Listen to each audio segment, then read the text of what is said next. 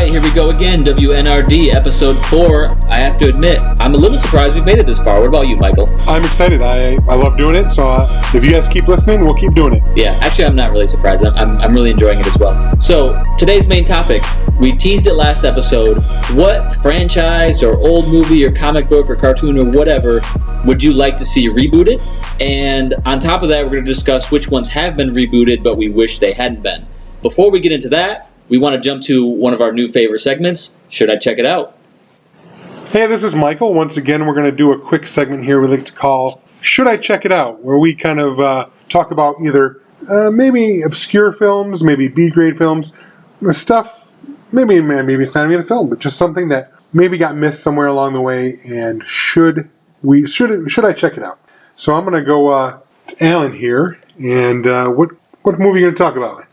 The movie is The Fountain, starring Hugh Jackman. Excellent. I've actually seen this, but I'm going to let you lead that charge because I'm very passionate about this movie as well. But I want to hear why should I check it out? Okay, so should I check it out? Yes. Resoundingly, yes. Absolutely, yes. This is a great movie. I'll call it a mind bender in a way to some people. I remember I have friends that love it, and I have friends that didn't get it, and those movies are always interesting. But it's a I almost want to call it a different take on a time travel movie.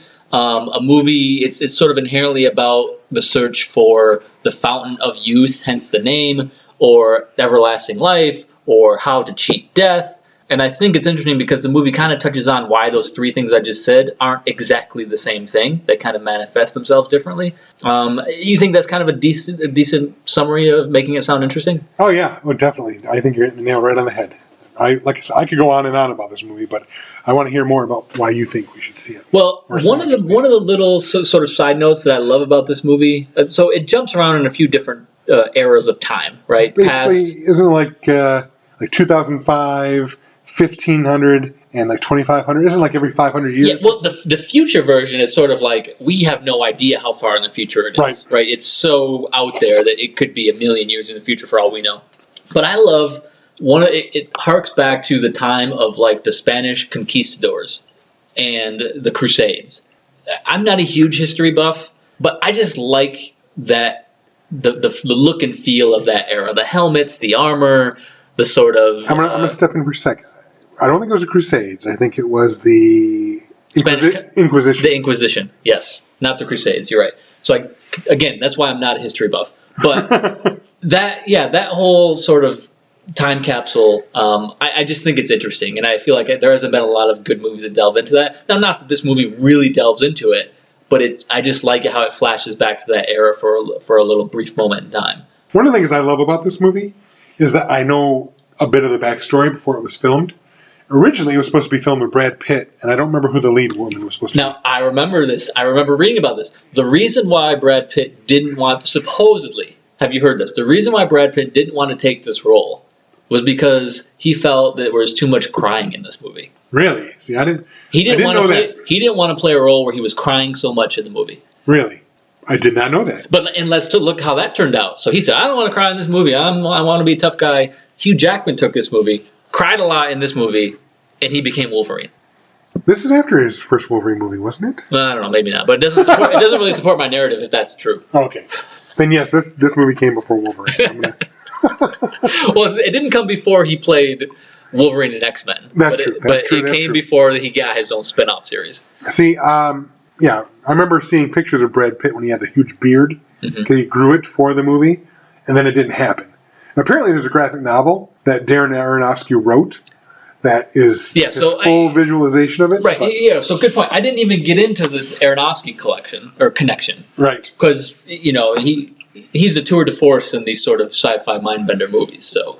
Yeah, I love the movie. It's a great examination of death, really. I mean, can you beat death? Should you beat death? Oh, man, that's a deep question. No, it's one of those movies that it's kind of dense. Like, it's hard to just give a quick overview of it. It's just one of those ones where, like, you got to watch it.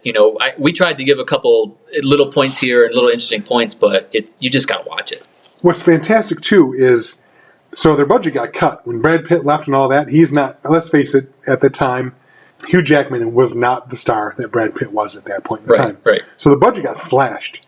So what they had to do with limited resources, I think, improved the movie because they had to make creative changes and adjustments to show what they wanted to show. For example, there are a lot of scenes in space toward the end of the movie that you think, wow, they must have spent so much money at ILM or whatever to get those shots. And no, they didn't. Yeah, it was very practical. Do you know what they did? They did it practically. Yes, but do you know how they did it practically? No, I don't. This is what's phenomenal. So at the macro level, the micro level looks very similar if you zoom in enough.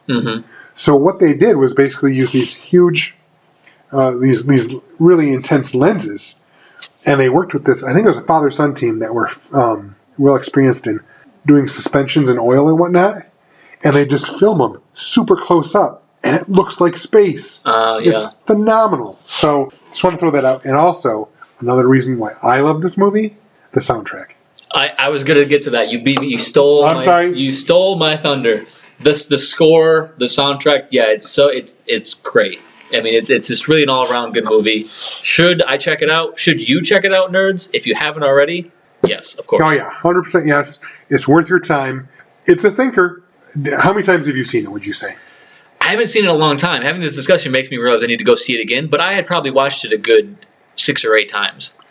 I saw it in the theater opening night. Didn't love it.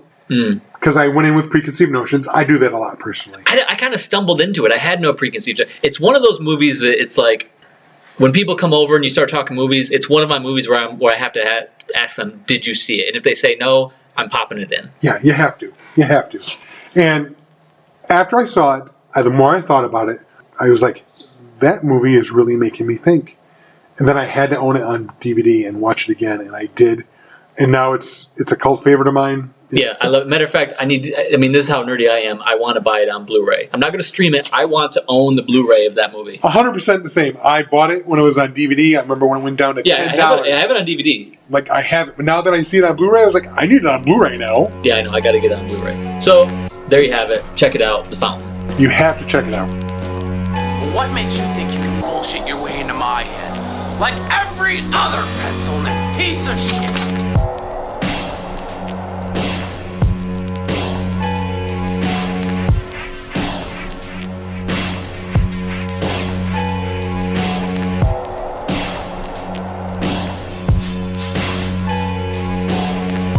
Okay, nerds, we're launching in today's topic. 2, maybe 3 things here each we want to see either turned into a movie or a TV franchise, something existing property we love, that we geek out about, we want to see either on the big or small screen, and maybe also a few things that either did it right or did it wrong. Alan, what do you think? All right, so I'm going to come out swinging. This is the number one thing that needs to be done right, done well. I know a lot of the nerd universe out there is with me, and it's Thundercats. Really? Now, it was made into another cartoon, which received relatively good reviews, but it needs to be remade into a big-budget, well-written saga of a movie. Are you talking like live action? Live action. Well, live action with a ton of CG, of course. Well, yeah, of course. But you know what? I paused for a second because I'm like, can they do that? Will it be hokey? And then the next thing I think, Avatar. If they have the right crew and the right money, it could be pulled off. So let me hit you with this. There is already a live-action trailer for this movie that was fan-made. Some guy took a bunch of scenes from other action movies where he made Vin Diesel into Panthro. He made, I believe, Brad Pitt into Tigra. I think I've seen this. Yeah, and it's really good. It's really good. And this guy just made it on his own. And it's just like, it's such great characters. It's sort of a type of a genre that cartoon isn't really too similar to. I mean, yes, it's similar to some things, but this idea that they're cats that are people that come from space, and Lionel's a young man and a kid in a man's body, like, it's kind of interesting. The villains are great. Those villains would translate really well and well done CG and design. I just am really dying for that one. I think if they got the right director and the right team behind it, you could have a home run. No, it would have to be. They'd have to take it serious, though. I don't think it could be done in the Teenage Mutant Ninja Turtles movie style. Not tongue in cheek at all. It'd have to be. I'm not saying it'd have to be James Cameron to do it, but it'd have to be someone that wanted to be James Cameron. Yeah, or somebody from that studied under him in the past, or something like that. So I want to hear what people think, but when we talked about this topic, that was number one in my head. And I have a lot here that we're going to throw out there, but what about you? My first one is actually a book series by John Scalzi from Ohio. The name of the series is Old Man's War. Now, just to kind of give you a gist, because I'm assuming you have no idea what I'm talking about. I've heard of Old Man's War, but I really don't know anything about it. The basic gist is this. It's in the future, and people now live to be quite old, and Earth is no longer really the center of the universe, if you will. Mm-hmm. Mankind has left the Earth, they're exploring, and they're actually a very strong, very powerful military power within the galaxy. And what they found is that there are limited resources in the galaxy. There are only so many planets that can be colonized, and there are more sentient species than there are habitable planets. So there's a big push for a military force. Mm-hmm. Now, what's interesting about this is that they don't want kids. You can't even join the military in this novel until you're 75. Now, that doesn't mean you got a bunch of geriatrics running around. So that raises the question, how old do people live? Yeah, I think they're well into the hundreds at this point. It's the future. But 75 is still old. Yes. But what they do is they want your experience, your life experience, everything that makes you wise. And they take that, and when you join, they take your consciousness and they clone you a genetically and biologically engineered new body. They transfer your consciousness into this body, and basically your mind's the same, but your body is as if you're in your 20s, in your absolute peak physical condition, plus enhanced. Hold on, didn't they just do like something on ABC like this or some show like that? They may have. It's not right. I mean, so it's Avatar with old guys. It's not actually Avatar because you're still in your own body. It's your body. And you're green, by the way. Okay, it's getting a little more interesting. Because you really don't need to eat that much because you're green. Your body actually photosynthesizes as well. Now, I can't help but ask the question, do you like this because you yourself are getting old and you want to feel like you're still valuable? What? I'm 43, not 75. Well, you remember in previous episode, though, you made the comment that you and your classmates are starting to die off. No, actually, I read this book several years ago before I was afraid of my own mortality, if you will. But, no, that is not why I enjoy the book. It's just a very well-crafted, well-thought-out universe. So would this be one 2.5 hour movie, or to do it right, would it need to be like a trilogy? To do it right, it's going to have to be at least a trilogy. Or would it be better as like an HBO 10-show series? Or yes, it could be something HBO or sci-fi. Hopefully not sci-fi. Yeah, I was going to say. They don't have the budget of HBO. Yeah, I think you're right. This is maybe more a sci-fi show. But right now they're doing The Expanse. Yeah. Which that's getting all kinds of accolades. We won't get into that, but that for me, that's my number one. Right now, I want to say there are 6 books in the series. I've consumed them all and love them all. It's ripe for some kind of wider media. We'll move on to your next. Okay, so the next one, and I'm not going in any particular order, but the one that was the franchise that was a 7 on our overall list, even though it's more like an 8.5 or a 9 to me personally, Evangelion. I would love to see that reboot and remade. Now, the problem here is, I didn't want to say rebooted, but made into a live-action movie, I should say.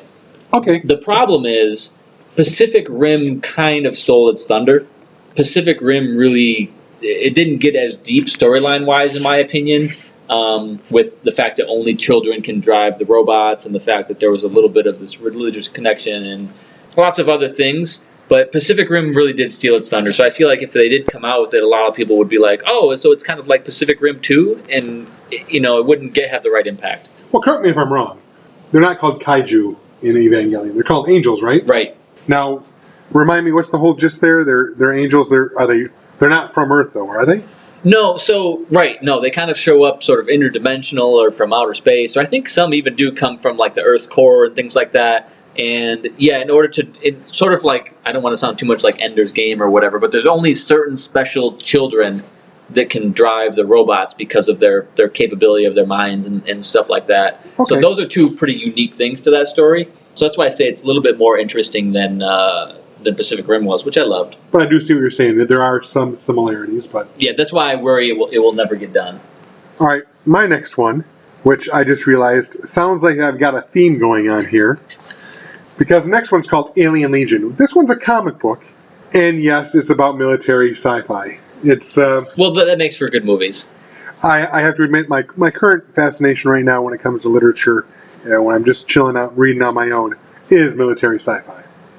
But Alien Legion, this one is near and dear to my heart. It's a comic book series that I've been reading since the 80s. It's not still published. It was published for a stint in the 80s for about a year and a half. Then again in the early 90s for another couple of years. They did some small miniseries since then. Just last year, they did another miniseries. So the property's still alive. A miniseries like comic books, all comic books. Oh, okay. I thought you were talking about TV shows. Nope, all comic books. I would love to see either a movie or, and this could be standalone movies. It could be a television show again, HBO sci-fi. So let me ask you this, because I don't want to get into all the details of it, but from what you know about that, what is one key actor or actress that would play a big role in this movie you think could make it big? Oh man, I was not prepared for this. Other than Forrest Whitaker, of course. Yes. I mean, do you see it being one where you need like an old man, an old wise, gravelly old voice, or a young beautiful heroine, or who do you need in this movie to make it work? You need someone no nonsense. The main character is Captain Saragar, who is one of two of his species. He's a bioengineered species, kind of like a giant snake, except he's got a torso with two arms and whatnot. So, not to get too much into it, but basically it's like the French Foreign Legion in space. So you've got all these various different races. There are humans. I think there's only like 2 or 3 humans in the whole squad. They're all very bizarre. Some are very, very bizarre alien races. Some are just like giants. Some look like ants, stuff like that. But to get back to what you were asking, Saragar is very no-nonsense. He's kind of cold and calculating, but he's also very caring for his troop. So Charles Bronson is who you need. I was thinking Kevin Spacey.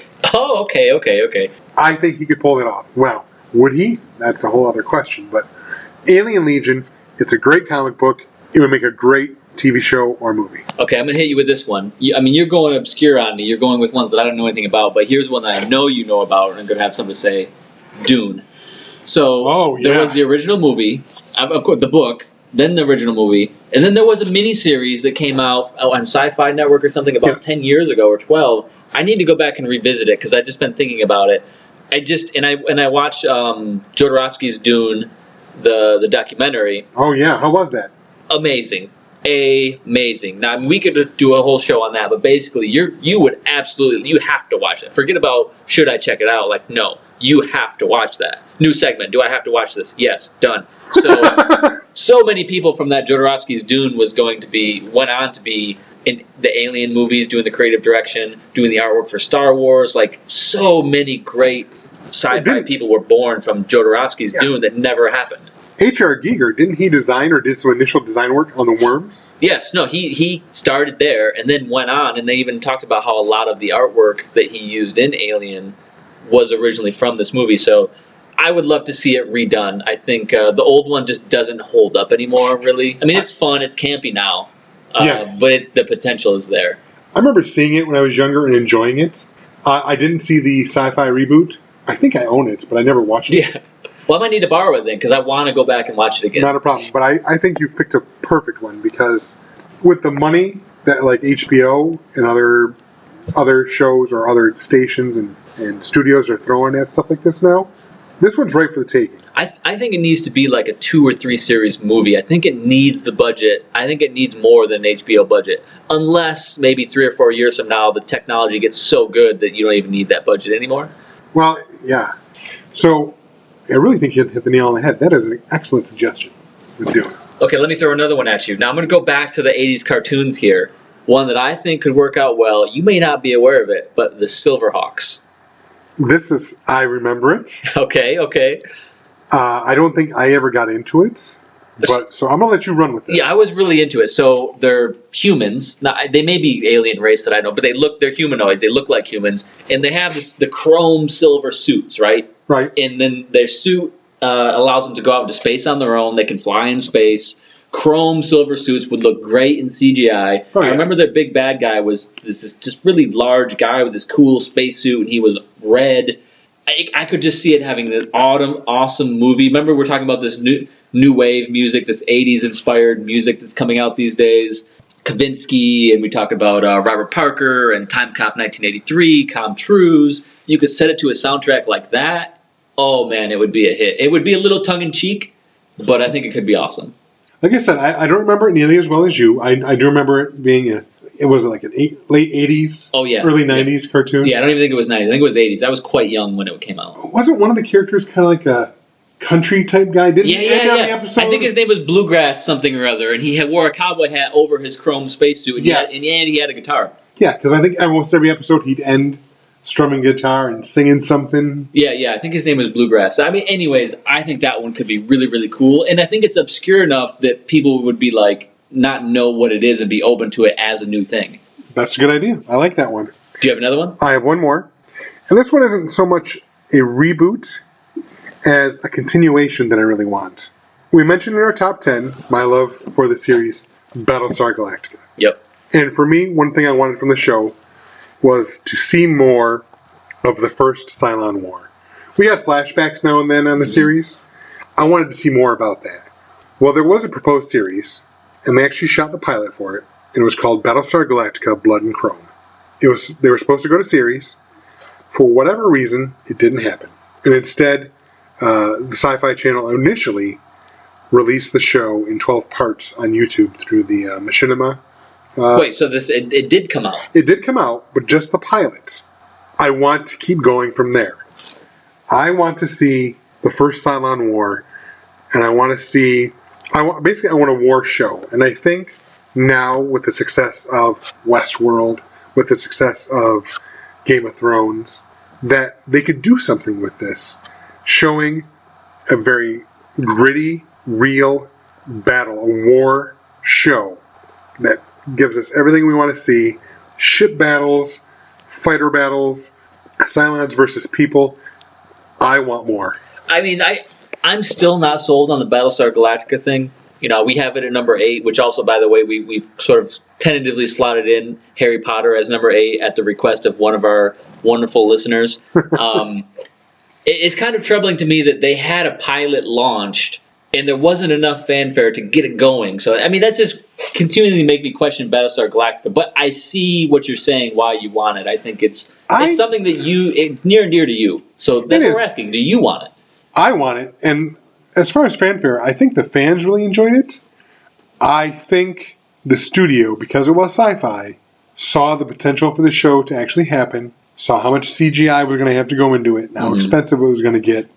I don't think sci-fi could afford it. Yeah, they weren't ready for it at the time. Exactly. So let me jump into a couple quick hitters here, jumping into the comic book universe. I'm going to say, Marvel is on fire right now.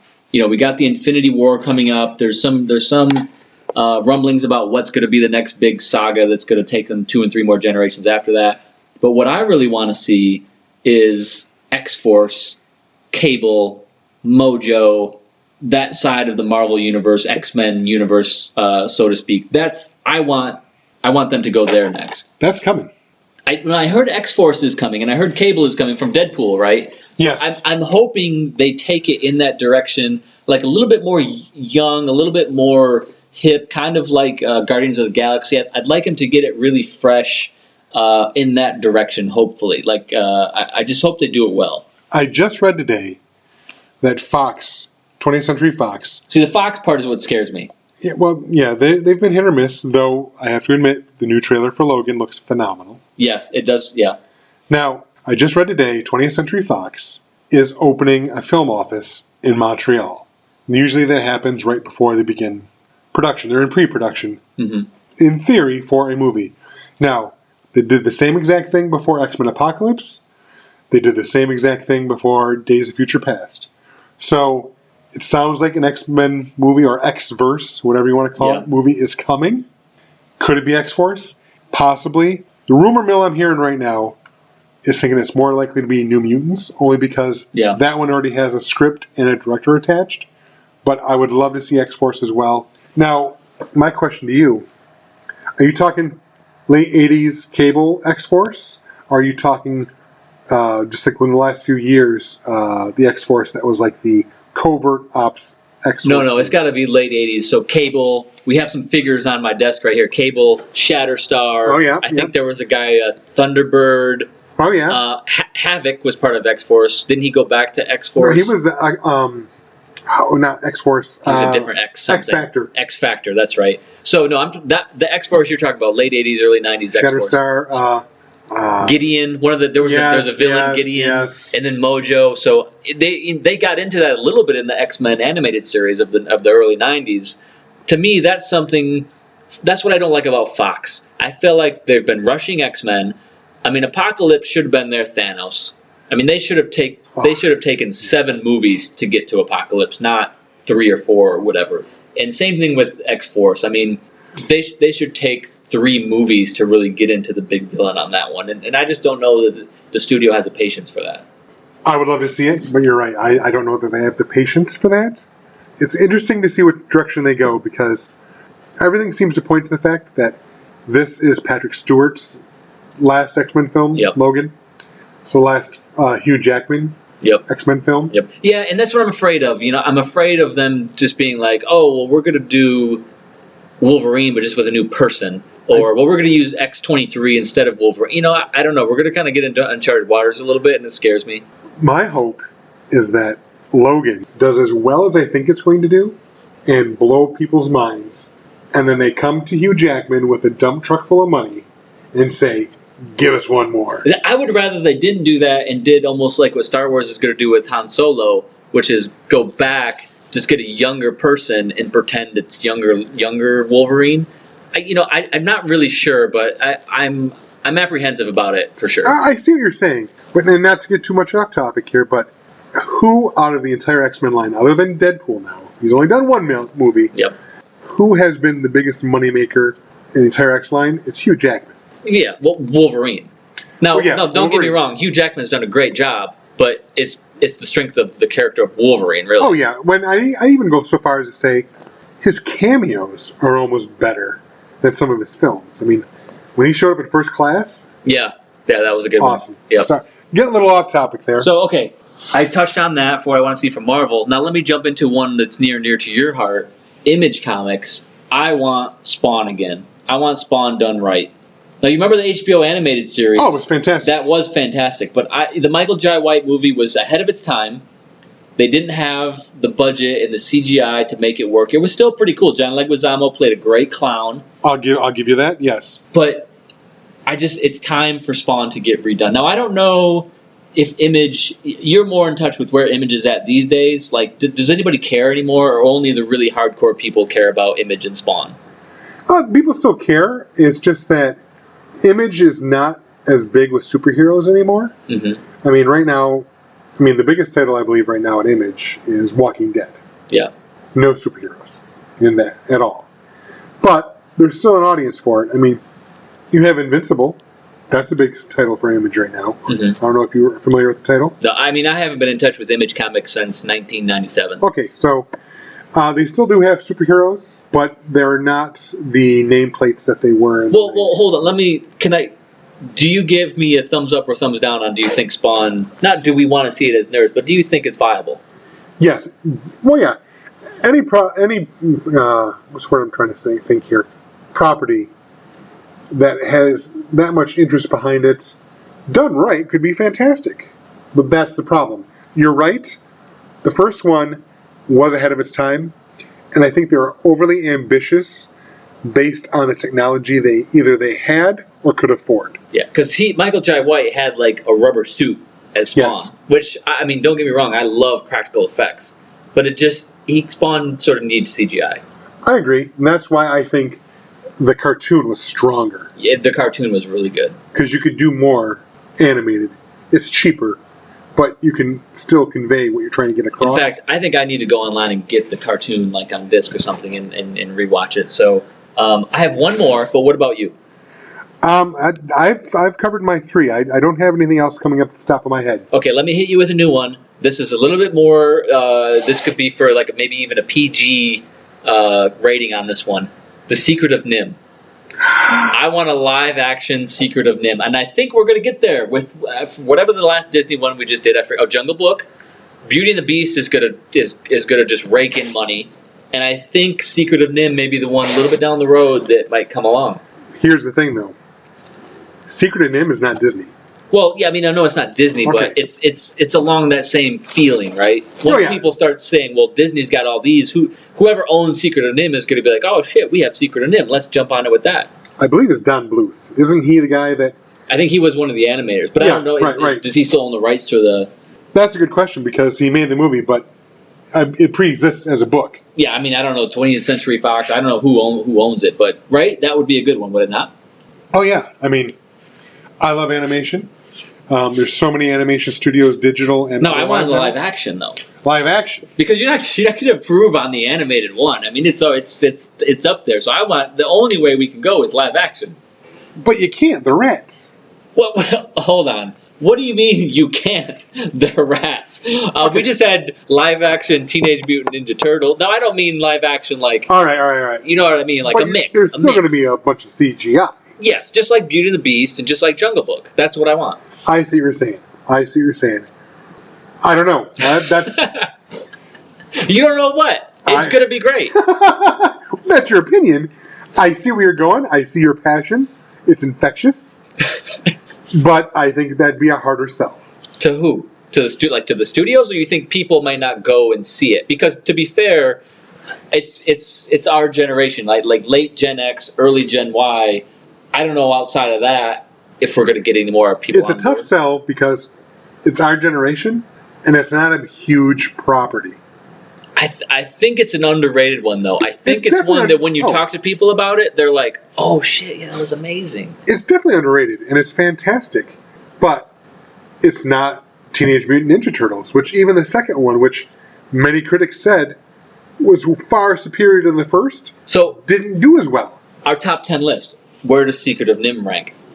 And you know what? Because it's not a huge franchise, but what is its value? I mean, I got to put that thing. It's ahead of Tremors.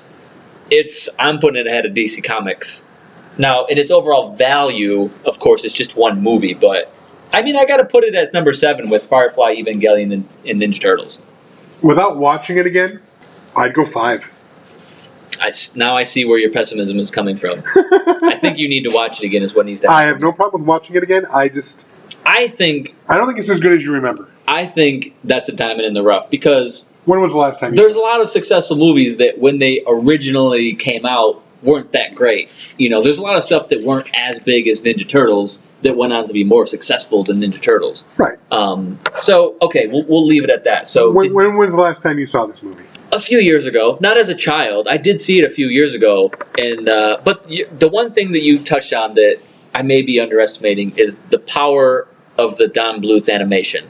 That has such a strong nostalgic grip on me that it may be making me love that movie more than what the story is actually worth. I agree. But I thought there were some great characters in it, some great villains that could, if done right, could translate well. I'm right there with you.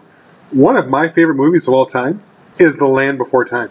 Oh yeah, that's a good one. So I'm not going to go too far down that road, but I mean, the Secret of Nim had some more. It was deeper. It was definitely deeper. It was darker. Very darker, yeah. But that said, with The Land Before Time, got watered down terribly each next version. Well, the initial story was so strong. Yes. It's like, you know, when you try to do more and more and more, you're never going to have that much emotion and strength of story. It should have been one and done. Yeah, it should have been. I mean, for most people, they probably think it was. Okay, that was my last one that I wanted to see rebooted. Now, did you have any more, or do you want to get into bashing the reboots that came out that we were just unhappy with? It's easy to bash. Let's go ahead. Let's bash away. Let's kick some people while they're down. Okay, I'm going to lead off with one that maybe, I don't think it's that controversial, but it is to me because I love it so much, the Transformers. Now, I loved the first movie because I was so primed for it. I wanted it so badly. But where it's gone after that, I just thought, again, this could have been a 15-movie franchise. Well, maybe not 15. It could have been a 6 or 7 strong movie franchise based on the source material. And I think they've already used up all the source material practically in 3 movies. I agree. I am one of the few people that didn't love the first movie when it came out. I mean, a lot of people my age, Gen X, loved it because it was their childhood on the screen. Mm-hmm. I enjoyed it. It was fun. But I can't say the second, third, or fourth one really registered. Yeah, I mean, there's 4. Like, even in my head, I'm like, I thought there was only 3, but you're right, there was 4. Yeah, the second one I thought was like equally as good as the first one. The third one started reaching, and then you're right, the fourth one got a little crazy with the gods, the Transformer gods from outer space or whatever, and they kind of wasted the Dinobots, and so this next one I'm curious to see where it goes, but I mean none of them hold a candle to the 1985 animated movie. I mean that thing. Oh my God, I saw that in the theater. Yeah, we're gonna have a whole nother segment on that actually, but. Yeah, so Transformers is kind of a letdown to me. I wish they could just redo it better. What about you? Did you have another one? As far as to kicking them while they're down? Yeah. Which reboots were not any good? G.I. Joe. Yeah, same thing. Similar to Transformers. I felt like they got on that Transformers Hasbro bandwagon and they just didn't do it right. Similar to Transformers, except not good. I think G.I. Joe could have been done more mature and more sophisticated, but it's G.I. Joe, so it's hard to say this is sophisticated and it's called G.I. Joe. Right. I have to admit the second one I thought was better. Yeah, I think so. But that said, you can't polish a turd. I mean, I think it's one of those things, too, where it's like we look back on it so fondly. It's so much of what was great about G.I. Joe, and even Transformers, like so much of what was great about Cobra was Cobra Commander and him constantly shooting himself in the foot. His voice, I forget the guy who voiced him, but voiced Starscream from Transformers. Like, that was so fun and such a funny, campy part of the cartoon that it just can't translate into a movie. No, you can't. I mean, it's hilarious when you're an 8, 9, 10-year-old kid, but on the big screen, it's not going to work. Yeah, so G.I. Joe, I'm with you there. One I had kind of similar to that was the movie Doom with The Rock. A really cool video game. It could have been done super dark. It could have been totally like R-rated horror movie, kind of like almost Aliens meets what's that movie with Sam Neill and Lawrence Fishburne in the spaceship? Event Horizon. Event Horizon. It could have been Aliens meets Event Horizon, and instead it was, I don't know what the hell it was really. The Rock. I've never seen the movie. I just know that The Rock is like Samuel L. Jackson. There was like one interesting part that I really sort of enjoyed was like they did a first-person shooter scene. You know that movie that came out not too long ago? The whole thing was? So they did like a 30-second or 3-minute segment where it was first-person and he went nuts and killed everybody. That was kind of cool in a campy, nostalgic way. But, I mean, the movie was terrible. It could have been done better. Yeah, like as I was just saying real quick, The Rock is Samuel L. Jackson. He has not found a script he'll say no to. Yeah, and I don't like, I mentioned to you as well, I don't like a lot of the stuff he was in. Fast and Furious was cool, but it's not like The Rock made it any better. I would argue it got worse since he got involved. Oh. And I was a fan of The Rock in the WWF, WWE, a big fan, but when he went into movies, it just wasn't the same for me with him. I don't really like any of his movies. I'm going to agree to disagree with you as far as The Rock pertains to Fast and Furious. You think it got better with The Rock? Rock became greater than the sum of its parts with The Rock? Yes. Okay, fair enough. But I'm a car guy, so it's all about the cars for that movie. And the later ones, it became much more about action and shoot 'em up, kill 'em all, and all this kind of stuff. So I'll agree to disagree on that one. So my last one is Knight Rider. Oh God! So the original one was cool, but it was only cool in that time and space, I think, because they did it on ABC or somebody, right? And I couldn't even. We were talking. I couldn't even remember if it actually happened because it came and went so fast. You know, yeah, because the original was on NBC. Yeah, I don't even know where the and I want to say yes. And I think it was a Mustang instead of a Firebird. Well, at the time, the GM's not even making the Firebird anymore. But it was just like, but the Camaro and the Firebird were basically the same car. They could have did a Camaro. You're right. But instead, it was probably, I don't know, it was probably a big cash grab. And Ford was probably like, well, we'll give you money to help make it if you do it with our Mustang. I don't know. It was just garbage. It was 100% garbage. I can't even speak to it. I didn't even watch it. I just could tell by... Matter of fact, I think I might have watched a little bit of the first pilot episode. It was just like, nope. No reason for it. None. So, yeah, I mean, there you go. I think we dove into the topic. Watch out for Secret of Nim. Mike doesn't think it has the power it should, and Thundercats in my book. And then, Michael, what was your number one? My number one is definitely Old Man's War. I think you can do a lot with it. Like I said, it's space opera, it's shooting aliens, but it's deeper than that. It's not all action. I think it could translate well. And at this point in your life, you really need it to keep going, right? No. I'm not that old.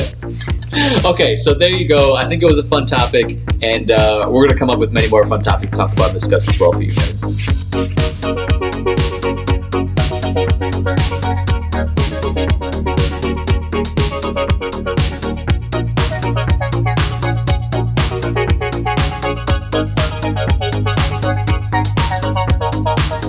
There you have it, nerds. Those are our properties or something we want to see brought to the big or small screen. Just a reminder, you can find us at WNRD Podcast. That's our Twitter. If you want to email us, that is WNRDpodcast@gmail.com. Also, hopefully you found us at soundcloud.com/WNRD. I'll hand it over here to Alan in just one sec. I just wanted to note we are going to be off the week of Christmas, so next you'll hear from us is in 2 weeks. And Alan, what are we going to be talking about?